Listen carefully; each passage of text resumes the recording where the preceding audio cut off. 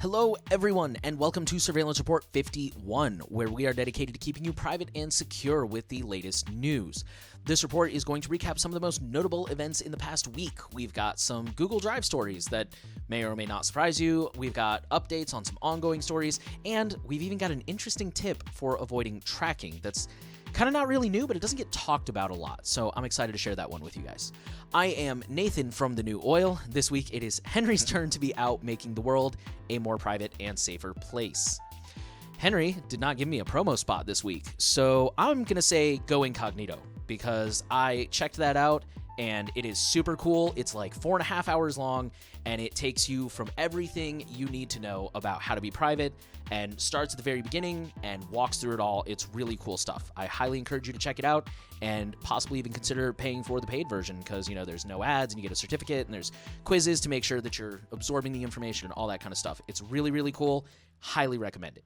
Let's go ahead and jump into the news this week. We're going to start off, as we do, with data breaches. First off, this one's a little different. We got a couple of them that are a little different than usual. 1 million stolen credit cards leaked to promote a carding market. So there is a new stolen credit card marketplace that has popped up, and part of their marketing strategy to let everyone know about them and come check them out is they went ahead and dumped 1 million credit card numbers for free. You know, free samples. The cards appear to have been stolen between 2018 and 2019. Out of the 400,000 cards that were analyzed so far, they found that anywhere from 27% to 50% of the cards are still active. That depends on like whose research you listen to. And they found that the top 5 banks that these cards were issued by are the State Bank of India, JP Morgan North America, BBVA South America, Toronto Dominion Bank, and Banco Posta, who I believe is from Italy. That sounds like an Italian name. The data, in addition to the card numbers, also included names, addresses, and email and phone numbers. So I would say the defense there is use a card masking service like privacy.com or try to pay in cash whenever possible. Our second story comes from New York, where 3,000 students and 100 employees had they said data leak. I think this is more of a data access. So what happened was a student was able to access a file in Google Drive. And it does not appear that any of this data was taken, downloaded, or abused, simply accessed. The district has added a third authentication factor. Don't believe the article said what it was, so you know it could have been maybe like a YubiKey or something like that. And a similar incident actually occurred earlier, I believe this year, when a student was on Google Drive trying to find like some homework that they had to do, and they accidentally found their way onto a draft letter about the schools that were reopening 2 days prior to the official announcement. So yeah, this sounds like tech illiteracy at its finest. People are just throwing things in Google Drive and don't really fully understand how to keep them secured and how to manage privileges. It is no wonder that we have an entire section about data breaches every week when this is happening constantly. Our next story comes from Japan. Japanese manufacturer Murata, who manufactures electronics, has lost or leaked 72,460 pieces of information, which includes more than 30,000 documents about employees and business partners. This information includes company names, addresses, associate names, phone numbers, email addresses, and bank account numbers.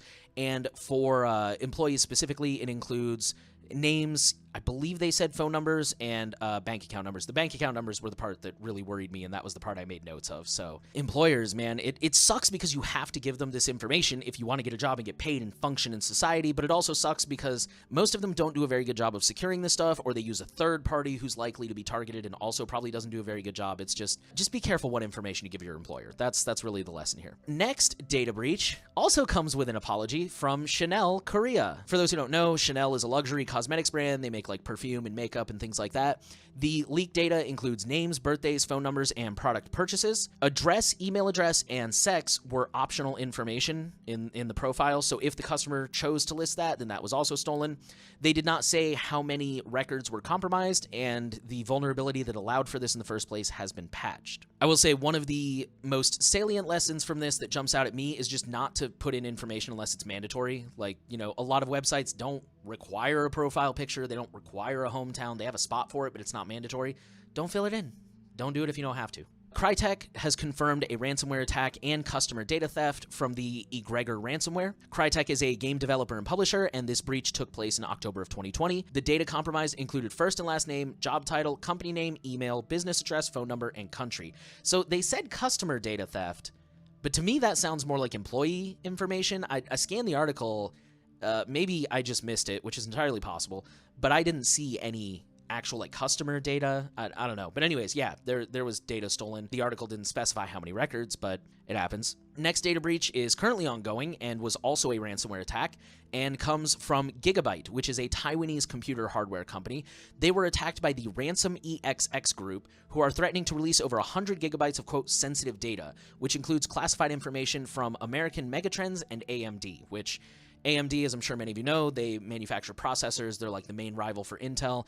American Megatrends, I'm not really sure what they make, but I know I've seen computers by them, so I guess they make like motherboards and firmware and things like that. At this time, there's really not a lot of information. We don't know if the company's going to try to negotiate or if they're just going to refuse to negotiate. We don't know exactly what was stolen, but as always, we will keep you updated if and when we learn more. And our last data breach, this comes from Belarus.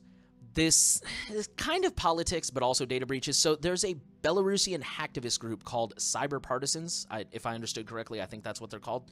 And they claim to have performed the largest cyber attack in Belarus history. They claim they have obtained classified passport records for state security forces, leadership, members of the current president's inner circle, and KGB employees.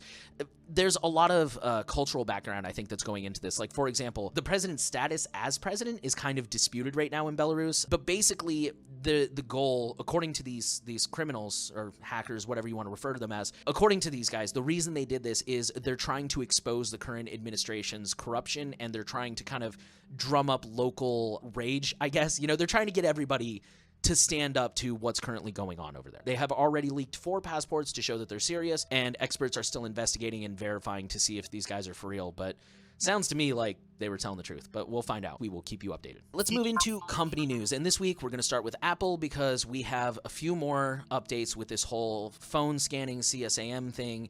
This is something that's going on, and, you know, as we learn more, we're sharing. Apple has expressed a willingness to cooperate in expanding this technology to third-party apps. So they didn't really go into detail with that. They just kind of said that. For example, what that means is they could apply that same machine learning that detects iMessage images and blurs them out if they might be sensitive. They could apply that to Snapchat or Facebook Messenger, for example, and they could use that to alert parents. This is a little worrisome. I don't want to cause any unnecessary panic or paranoia. At this point in time, we have no evidence that this is the case, but this is worrisome because it does mean that they could apply this kind of technology to, like, Signal or Wire or, you know, whatever your encrypted messenger of choice is. We don't have any evidence of that, so please don't panic, don't set things on fire, don't riot. Maybe riot. I don't know. I'm not here to tell you what to do. But seriously, the point is we don't have any evidence of that. It's a possibility, and it's something to be aware of. On that note, Apple has emphatically said that they will not cooperate with any government demands to use this technology for surveillance. So if the government comes to them and says, hey, we got this picture of a protester, we want you to upload that hash and push it out to everyone's hash list, they won't do it. Personally, I don't really believe that claim because this is also the same company who built a brand new data center in China specifically so that they can comply with government data laws and be able to turn over user data at the government's request. This is something we have talked about on past surveillance reports. So pardon my skepticism, Apple. I don't really believe that claim. Those are all the updates we have on the Apple stuff. We're now going to move into Google. We got a couple of Google stories. First of all, some good news. Google will let minors remove their images from search. If you are a minor, or you are the parent or legal guardian of a minor, and you found their picture somewhere online, and you're like, hey, I don't want that online, Google will now allow you to remove that. Keep in mind, this does not actually remove the source image, only the index. So hypothetically, let's say I'm a minor, my picture shows up on a Google search when you do my name, and the picture's from Instagram. Google will remove that picture from their index. It will still be on Instagram. A couple other changes that are part of this. YouTube will change the default upload settings for minors to private. So again, if you're a minor and you upload a video, by default, that video will be private. Safe search will be on by default, which kind of sucks, but whatever. That one will actually be retroactive. I'm not sure about the YouTube one, but if you're already a minor who has a Google account, safe search will be turned on for you, even if it's not a fresh account. They will also, quote, improve the security of Google Assistant. They didn't really go into detail on that. They will turn off location history by default for minors, and they will be launching a new portal where parents can see what apps follow the family's policy. So Google does have a... Google is still a terrible company. Of course, we always have to say that. We're not endorsing Google. You shouldn't be using Google search in the first place, but these are overall good settings. These are relatively privacy by default settings, and, you know, you got to give credit where credit is due. This is a good thing. Our next Google story is going to be talking about their Nest cams. I believe we briefly mentioned this a couple weeks ago. Google has cameras for Nest. You know, they're kind of like Google's version of the Ring doorbell. Previously, you kind of needed a monthly subscription in order for them to be useful at all. Otherwise, you basically just bought a brick. Now they are doing away with the subscription in order to entice more users. So there are now 3 subscription models. There's the free tier, which I guess isn't really a subscription. But anyways, there's the free tier where you get 3 hours of locally stored motion-activated footage called events. So basically, if somebody walks by your camera, that triggers an event, and it records, you know, the 30 seconds of them walking by or whatever, saves that. You get up to 3 hours of those. Activity zones and image recognition are also local features, so these will still work with a free tier. The $6 subscription will feature facial recognition, so if somebody comes to your door, it won't just say, hey, there's a person at your door. It'll say, hey, it's, you know, your roommate. We don't know who that is. It's FedEx delivery guy, whatever. It will also feature 30 days, 30 days of event footage, so the whole motion activated, you know, it triggers an event thing. The $12 tier features 60 days of event footage and 10 days of 24/7 footage history. Unfortunately, this is probably going to make Nest cameras a little bit more popular, and I gotta be honest, $6 a month, $12 a month, that's dirt cheap. Like, most people pay more than that for Hulu and Netflix, and so yeah, we're probably going to see more people start to invest in these cameras, and especially with the $6 facial recognition, I could definitely see that being a really popular mainstream feature. Ring is not the only one we're going to have to worry about anymore. We're also going to have to worry about these. Our last Google story, Google has banned location data firm funded by former Saudi intelligence head. So there's a company called SafeGraph, and they are a location data firm. They harvest, quote, extremely fine-grained data, unquote, from apps. So when you download an app, SafeGraph has arrangements with all these different app makers that, you know, hey, we'll provide functionality for location data or whatever. They just gather up all that location data and they sell it publicly to literally anyone. Government agencies, law enforcement, organizations, even like the people who wrote this article were like, yeah, we spent $200 and got like 3 days worth of somebody's data. Literally anyone. You got a credit card, you can buy it. Google has banned this company from the Play Store, meaning that if your app uses any of their code or has their API or submits data to them, you can be removed from the Play Store. Personal opinion, I think this is just Google removing the competition. I don't think they give a crap about privacy. I think they just recognized, hey, you're infringing on our data and competing with us, and we want that location money. Get out of my sandbox. But either way, I guess that is one less company that you have to share data with, so I mean, I guess that's the silver lining. Next up, let's talk about Facebook. Facebook has added end-to-end encryption for audio and video calls in Messenger. Again, this goes without saying, Facebook still sucks. We don't recommend Facebook. However, this is, again, just like earlier with the whole Google changing default settings, and also I think it was last week we talked about how Instagram is like making profiles private by default if you're under 16, or maybe that was TikTok. The point is, like, it's good to see this kind of stuff happening in the mainstream. It's not enough, but it's a good start. This is, of course, also a metadata risk because just because the content is encrypted, there's still a lot of information that you can ascertain. Without that, we talk about metadata all the time. They are also adding opt-in end-to-end encrypted DMs for Instagram. I really urge you to reconsider if you actually need them, but if you have to use them for whatever reason, go ahead and look into these features and make sure you're using them if you can, because every little bit of protection you can add does help. Let's talk about Amazon. When Amazon customers leave negative reviews, some sellers hunt them down. So that was kind of an alarmist headline, hunt them down.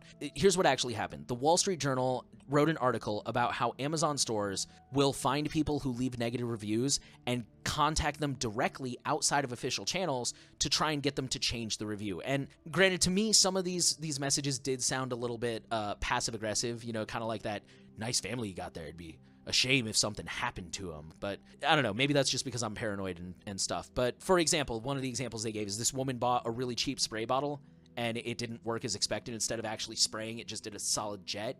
So she left kind of a negative review. She wasn't like a jerk or anything. She just, you know, doesn't work as I thought it, 2.5 or whatever. And then shortly afterwards, she got an email directly from the seller. Again, outside Amazon. This was not through Amazon's official, like, contact the seller, contact the buyer. Like, this was a direct email that said, hey, if we refund you, or like, we're going to issue you a refund, we hope you'll reconsider and change your review. I've actually had this happen with eBay. I bought printer ink on eBay, and a couple weeks later, I got an email directly from the ink company, bypassed eBay. It was direct, and it was I use masking email, so I know it was my eBay email. I know that's where they got it from. Directly to, it was like a mailing list. They had signed me up for a mailing list. And when I emailed them back and I'm like, how did you even get this email address? I got my account suspended indefinitely for suspected fraud, which, joke's on you, eBay. I use a VPN and a throwaway email and a privacy.com card, so I just made new information and I still use eBay. Anyways, privacy matters because that is really creepy that some company can just hunt you down and contact you. It's almost like a flex. It's almost like somebody showing up at your door just to prove that they know where you live. And like I said, maybe I'm reading into it too much. Maybe these companies aren't trying to be creepy and aren't trying to like kind of subtly intimidate you. But, you know, what happens when one of these companies does email you and say, like, you know, you better change your review or else, like, we know where you live. The spray bottle story, the email even said, if you don't respond to this email, we will assume you didn't read it and keep sending you emails. So, I mean, it kind of is a form of intimidation. It's really bad. Something to be aware of, man. Privacy matters. Our next Amazon story is about sleep tracking technology. Amazon has received approval from the FCC to build a, quote, electromagnetic bubble, unquote, that tracks your body motions while you sleep. And apparently ever since the pandemic, there's been a rise of people complaining that they're having trouble sleeping. So Amazon is saying, you know, we're going to build this technology that can help examine your body while you sleep and possibly help you identify any potential sleep problems and how to fix them and offer you advice.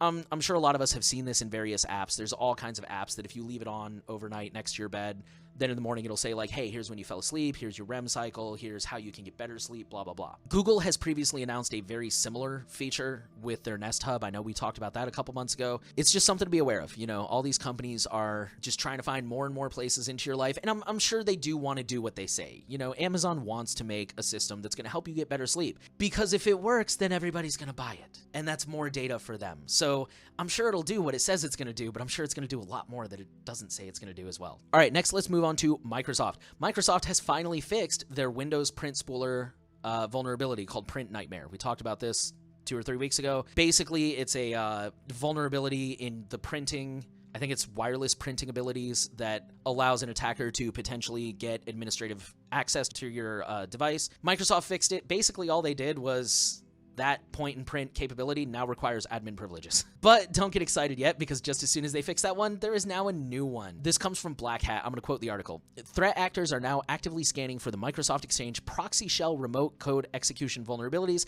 after technical details were released at the Black Hat conference. Black Hat, for those who don't know, is this big hacker convention that happens every year in Las Vegas. I think it's mostly digital this year because, you know, we're still kind of in the pandemic. People will come in and they'll give keynote talks and they'll talk about all the different cool vulnerabilities they found and research they've done and things we can learn. Proxy shell is the newest one that, as the article says, was disclosed at Black Hat, and it is a chain together of 3 other remote code executions. So it's a combination of 3 other vulnerabilities. I don't think that the researchers reported this directly to Microsoft. I could be wrong about that part. And if they didn't, the reason they didn't is because 2 of these were already patched back in April.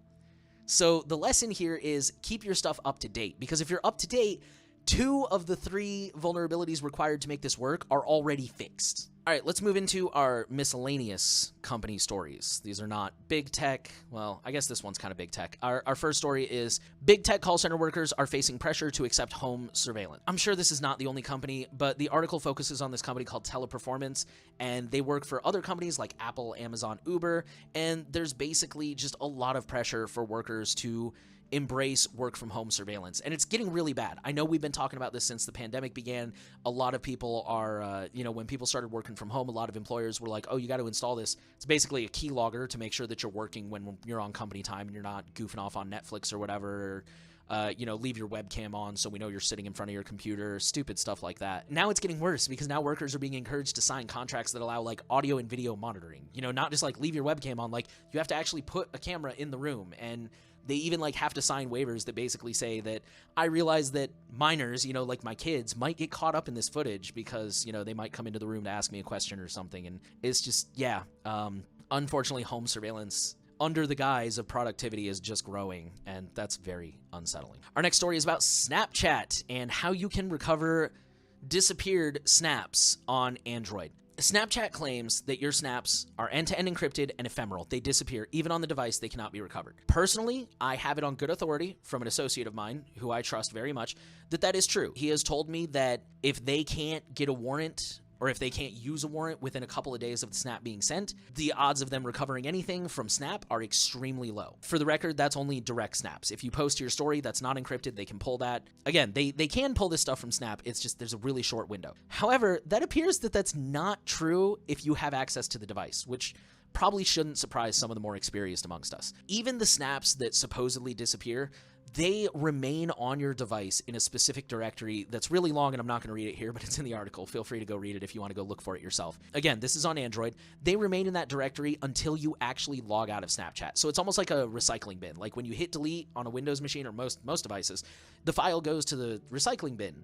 But it's not actually gone until you clear the recycling bin. And I know that's kind of not entirely true because you got to run like wiping software and stuff, but it's kind of the same principle. Anytime you put anything in a digital format, assume that it is public and that it is forever. Don't assume that just because the snap disappears that it's gone.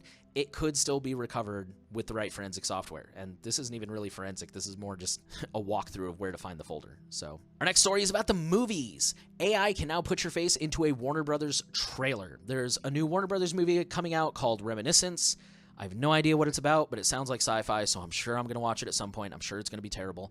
Anyways, as part of their marketing campaign, Warner Brothers is allowing you to upload a single photo, just take a selfie and upload it, at which point the AI can digitally insert you into the trailer as one of the characters.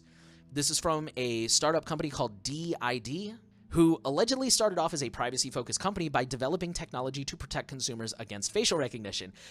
And now they're here. In the past, they've worked with another company called MyHeritage to, quote-unquote, bring dead people back to life. I think we've actually covered this story before because I know we've talked about that. Their next proposed use after this is they want to use it at museums, which I'm not going to lie, that one's actually pretty cool. It's just one of those things. We know it's going to be abused, and we know it's going to be leaked, and it's probably being used to train their AI better. It's just, don't do it, man. Watch the movie if you must, but don't upload yourself into the trailer.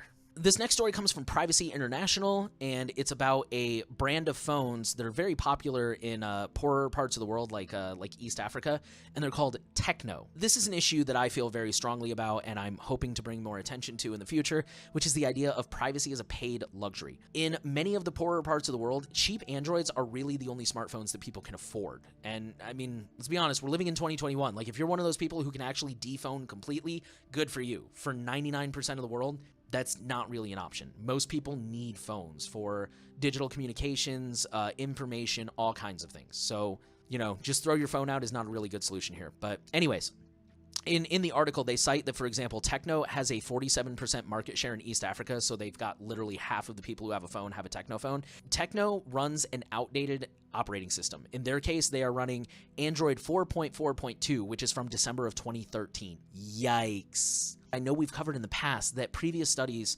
have found that many of these cheaper Androids come loaded with bloatware, like more than usual, more than your usual, like I bought a phone and Facebook is pre-installed. And a lot of that stuff will submit even more user data back than a regular smartphone. So it's literally privacy as a luxury. The more expensive your phone, the more likely that it is not going to spy on you as much. It's still going to spy on you, of course. But yeah, like if you're buying a cheaper phone, it's going to submit more data. We know this now. There's a really popular phrase that I'm sure most of us have heard. It's, if a product is free, you are the product. But again, that doesn't excuse the idea of privacy as a luxury. If this is something you need, like in many parts of the world, internet access is now considered a human right. And if something is a human right, that shouldn't mean that you have to give up your privacy for it. Privacy is also a human right. This is something to be aware of, is that we're moving into a world where as privacy is becoming more of a mainstream thing, it's also becoming kind of a luxury that only the rich can afford. And I plan to write about that more in the future. But yeah, this is not good. Let's talk about Netflix. Netflix has intensified their VPN ban, and that sucks. In my experience, Netflix actually used to be really VPN friendly. And this is no longer the case. They've really cracked down on their VPNs because they're trying to stop people from circumventing, geographic restrictions and stuff like that. But more importantly than, being able to watch British shows, which are amazing, is the blow for privacy. It sucks that now when I watch Netflix, I can't use a VPN. They have to know my real IP address. They have to know where I live. I don't like it, man. Death of privacy. Our next story is about hospitals. A study has found that hospitals are struggling to manage thousands of IoT devices. I'm going to paraphrase the article. Most respondents had under 25,000 IoT devices, but some had as many as 50,000. Almost 30% didn't know how many they had and had no way of knowing. That's a horrifying thing to hear at a hospital. Almost half of respondents also said that their staffing was inadequate inadequate, and over half were not protected against Bluekeep, WannaCry, or NotPetya, which are super, super famous ransomwares and viruses malwares that have historically been an issue.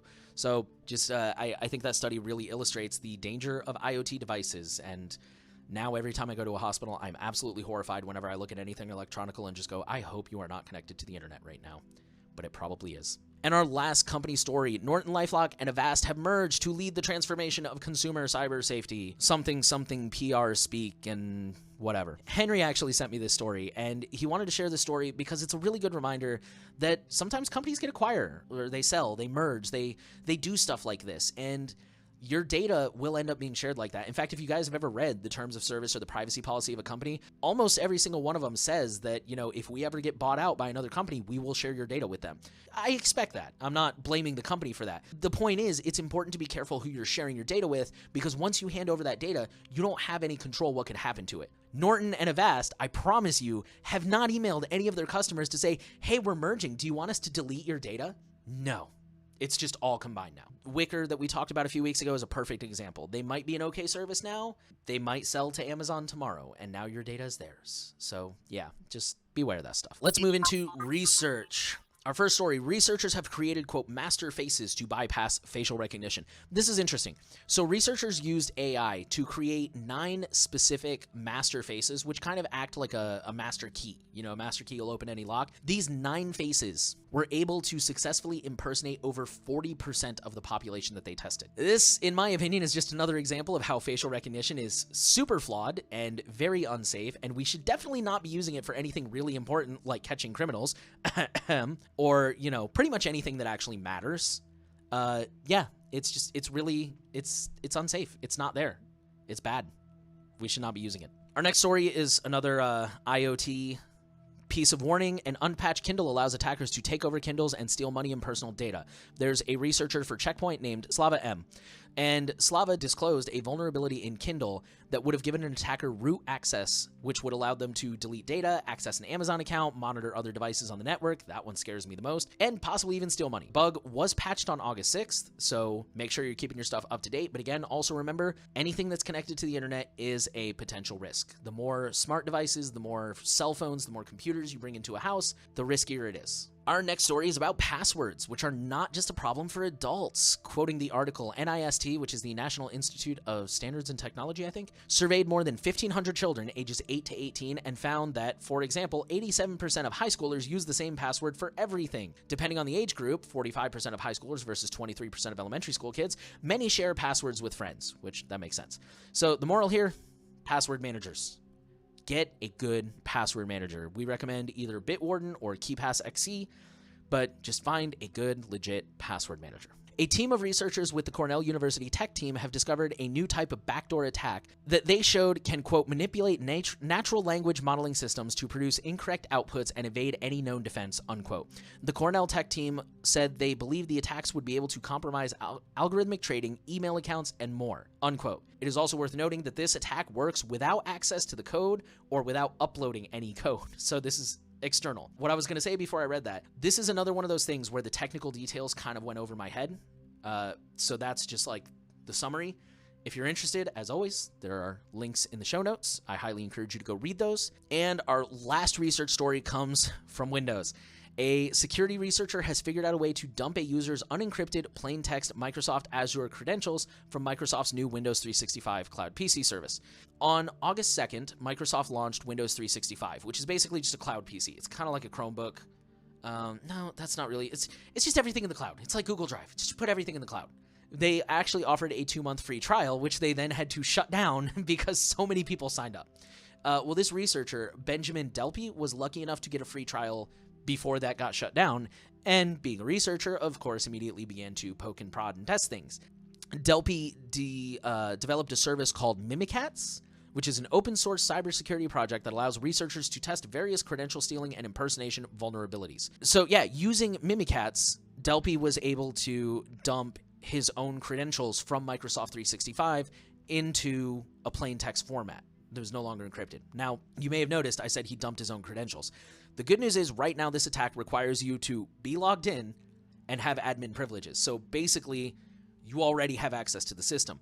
However, the reason this is concerning is because we are seeing a lot of remote code execution and malicious attacks like that are done remotely. So the concern is that somebody would be able to remotely access your active session that you're in, dump your password, and now they have it, and now they can log in later and maybe even repeat the process with all your coworkers and stuff like that. So with that, let's move into politics. We're going to start off by talking about the US's new infrastructure bill. I have not read this thing because it is like thousands of pages. But recently in the US, the federal government has passed a new infrastructure bill, thousands of pages, and it covered all of our infrastructure. So there's a lot to go through. According to this article, there's one that specifically pertains to vehicles and privacies. A little bit of background. According to the article, here in the US, 18.4 cents of every gallon of gas, or petrol, as you Europeans know it, 18.4 cents of every gallon is a tax that the government uses to maintain the roads. Or not, in my opinion. And for context, here in the US, in my area, gas is a little over $2.50. Of course, that's going to vary from place to place, but, you know, I don't know. It's not outrageously expensive. But anyways, with the rise of electric vehicles, there is, of course, less gas being purchased. The article calculated that in 2020, there were 1.8 electric vehicles on the road here in the U.S., which means that the government was losing about $174.6 million in fuel tax each year on road revenue. So under this new law that just passed, the government is piloting a program. Fortunately, I haven't seen a lot of fear and panic going around about here, so I'm not sure if there's any misconceptions we need to clear up, but this is a test. The government is testing the idea of a per mileage tax on electric vehicles. Right now, this is entirely opt-in and voluntary, and I think it's a closed thing. I think they've already picked their volunteers, and it is using both passenger and commercial vehicles. There's other caveats, like, you know, they might, for example, commercial vehicles might have to pay a higher tax because they do more wear and tear on the road. But anyways, the part we care about. The data is being collected via, quote, third-party OBD2 devices, OEM-collected telematic information from insurance companies, a smartphone app, or any other method the Secretary of Transportation Buttigieg considers appropriate, unquote. There is, of course, no mention whatsoever in this law about how the data is stored, the security of it, the privacy regulations of it, what the government can do with it. It doesn't even stop the government from selling this information to other non-government entities. And just to be clear, when they say third-party OBD devices, they're talking about, like, for example, some insurance companies will send you a device that you can plug into your car that'll monitor your driving habits. OEM-collected telematic information, that would be just if your car has a modem built in and collects that stuff automatically. So yeah, basically they're test piloting the idea of what if we track everybody's mileage and use that to calculate how much everybody owes in road tax now that nobody's buying gas anymore, or fewer people will be buying gas. That is obviously a really big privacy concern, and right now this is in the test phases. They may decide that this is not a very good way of solving that problem, but yeah, we'll keep you updated on that. That's what I'm trying to get at. We'll keep you updated. Right now it's really early and it's hard to be saying how worried we should be or what steps we should take. We'll keep you updated.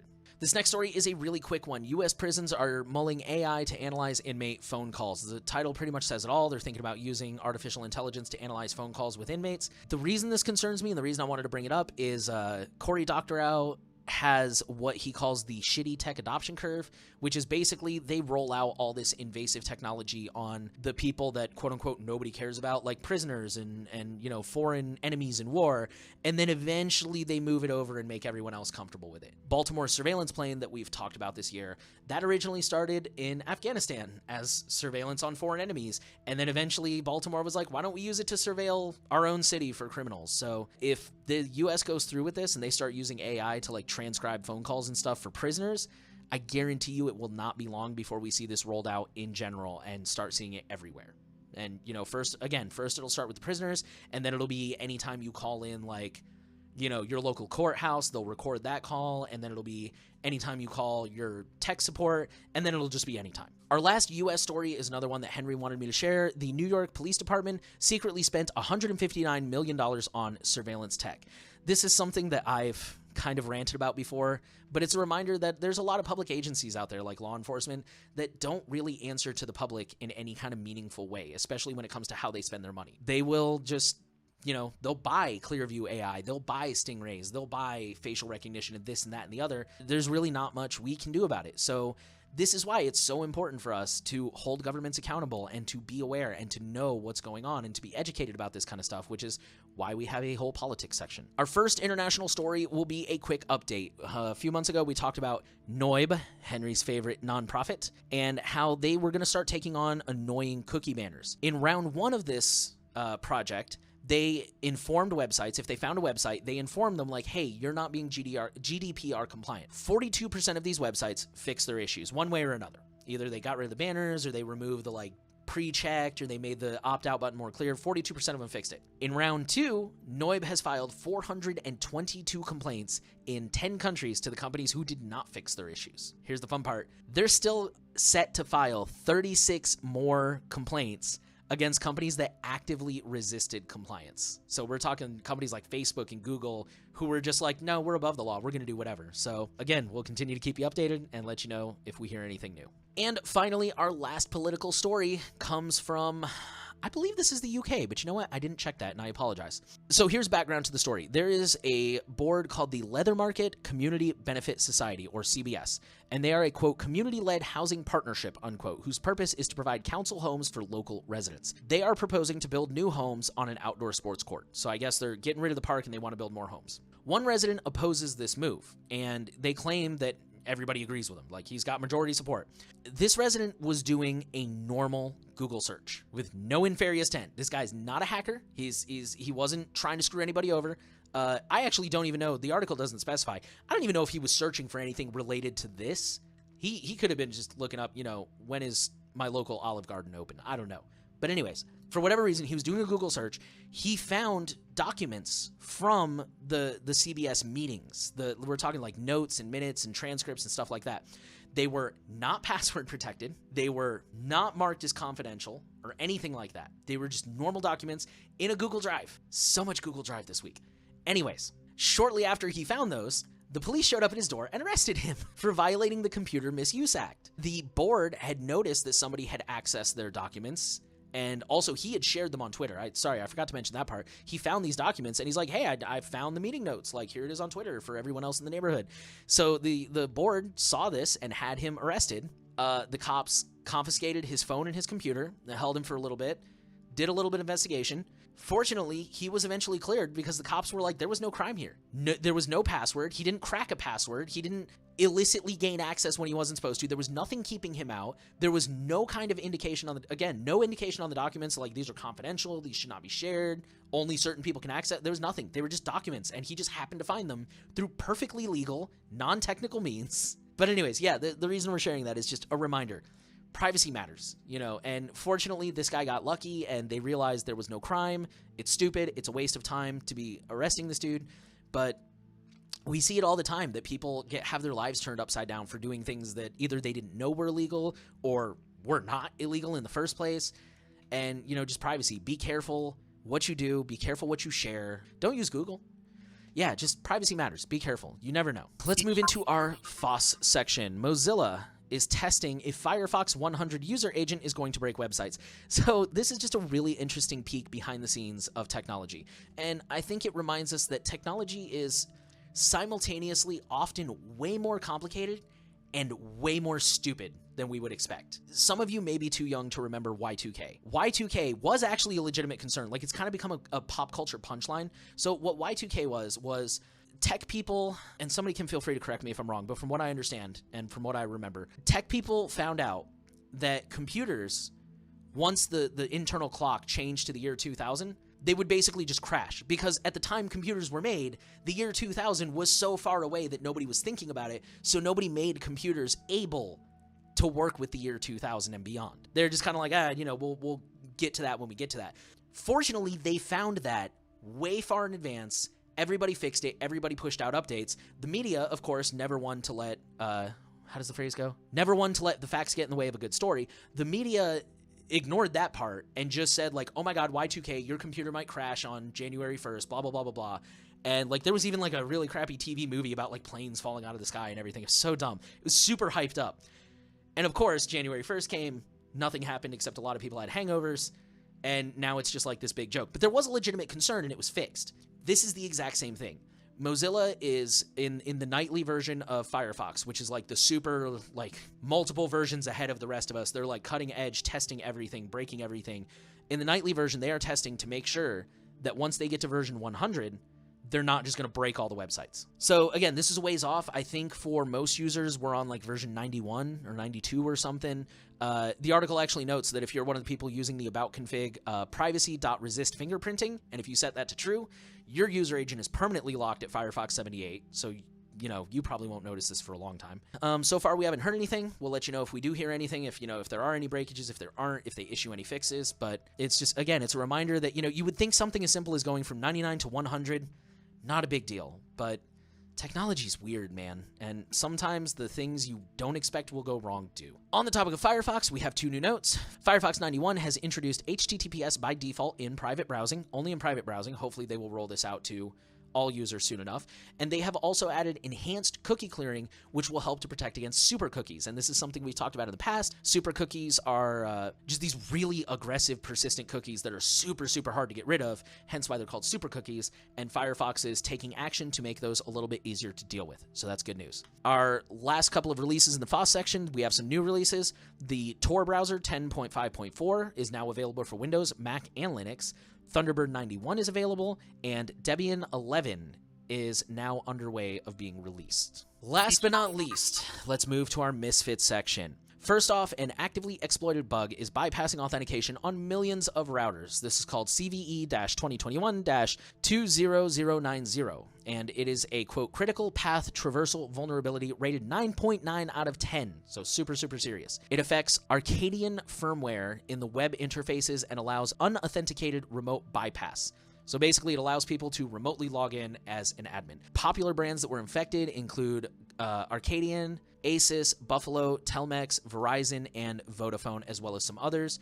You can get the full list in the article. And the moral of the story here, in my opinion, use DDWRT. Get good routers that get updated, because if some of these routers aren't getting the update, that's a problem. Our next story is about QR codes. We've been seeing QR code scams on the rise, and now they're targeting Bitcoin. So I'm not really going to dive into that one because, the basic strokes, like I said, we've talked about this before. QR codes are incredibly powerful. They can really do anything. They can connect you to a Wi-Fi. They can open a website. They can download an app. Like, QR codes are really, really powerful, and they can and are being abused. So that's really the main moral behind sharing that story. Beware of QR codes. Our next story is an evolution on ransomware.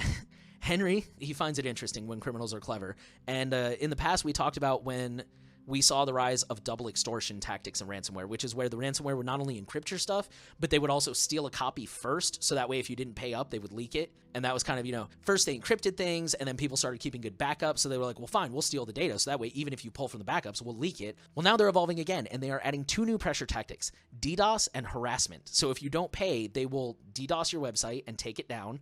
And they'll, use the data to harass your customers or your employees or whatever. So remember, ransomware, the best defense is prevention. Just try your best not to fall victim in the first place. Don't click suspicious links, use really good antivirus, and keep good backups. And our last story, thank you for sticking with so far, because this is one I teased at the top. There is a way that websites track you.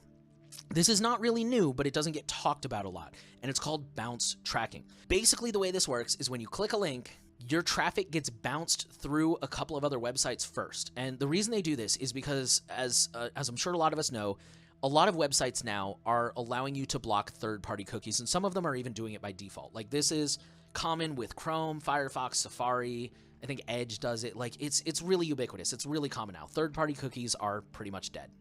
I hope. It's super easy and super common. So one way websites get around that is if you bounce through all these other websites first, they're not third party for that split second that you're on their website, and therefore they get to download a cookie. This is especially an issue with like tracking links. If you click facebook.com/blah blah blah /?FBCLID equals all that gibberish, 16 lines of crap you don't need.